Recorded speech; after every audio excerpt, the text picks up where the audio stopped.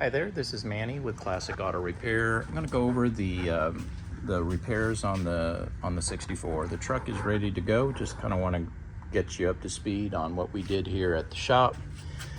Starting with your items when you brought the truck, I have listed all these here, and I addressed them on the actual invoice which you have received. It will be attached to the text with this video link.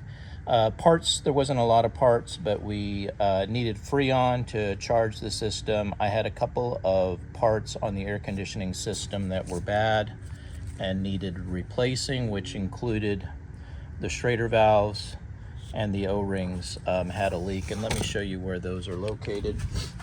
The Schrader valves are underneath these caps. This is how you charge the system and connect the air conditioning gauges so you can measure high and low pressures so you can see what the system is doing. The Schrader valves are very much like a tire valve, but they're very special. What happens is they bend, the seal starts to crack and they leak, and your Freon was escaping from here as well as on the O-ring fittings, which is on these nuts that connect to the compressor. This one was too close to the inner fender. We could not even connect our gauges to it. So when we replaced the O-rings for the leaks, we went ahead and clocked this hose up so that the gauge would connect right here on the red cap location. Once we got that done, we were able to make those the evacuation of the system. We removed all the air and moisture out of the air conditioning system, waited 3 hours, and measuring the gauges, we saw there was no leaks present. So then we were able to charge it with Freon. We also tightened this belt because it was squealing and loose.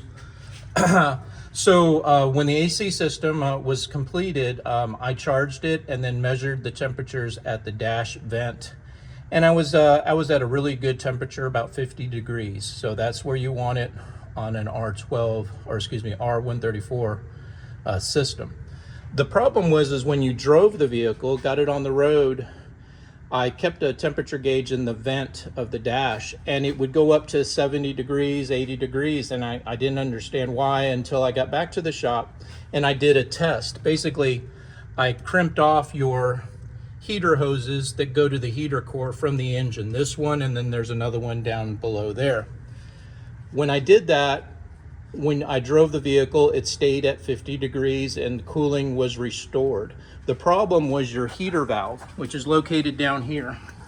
This heater valve has a cable that goes to the dash, and it wasn't adjusted correctly. It was open even though the dash showed it as being closed and cooling turned on. So it was off about 1/4 inch, which was allowing hot water antifreeze to travel from the motor into the engine into the cabin and go through the heater core, which when the fan is blowing through there, it's negating any Freon and cold temperature you have by putting hot air into the cabin. So that fixed the problem there. Now I just came back from a 15-minute road test, and the air conditioning was super cold, never came off of the 50 degrees. So we finally got the AC working correctly. One of the items that you had on the list was an overheat condition, stating that it was running hot. I did check the radiator, and it's actually cooling and doing what it's supposed to do. I took readings from the top of the tank as well as from the thermostat. And what I found was this sensor, which is not stock, it's not original to the truck, this sending unit for the temperature that goes to a aftermarket temperature gauge in the dash is actually overreading the temperatures by about 10 to 15 degrees. This truck never went above 210 degrees. Even sitting in a parking lot for 10 minutes with the AC on, it never got hot. But the gauges showed 220, it would show higher than it actually was. So keep that in mind. If you ever have a question, just get one of those little temperature guns off of Amazon for $10, $15 and take a measurement at the top of the radiator or the hose, and then here at the thermostat, on the top of the thermostat. That'll tell you what the real temperature readings are of the truck to to make sure that you don't have an overheat condition. But as of right now, everything is cooling the way that it should.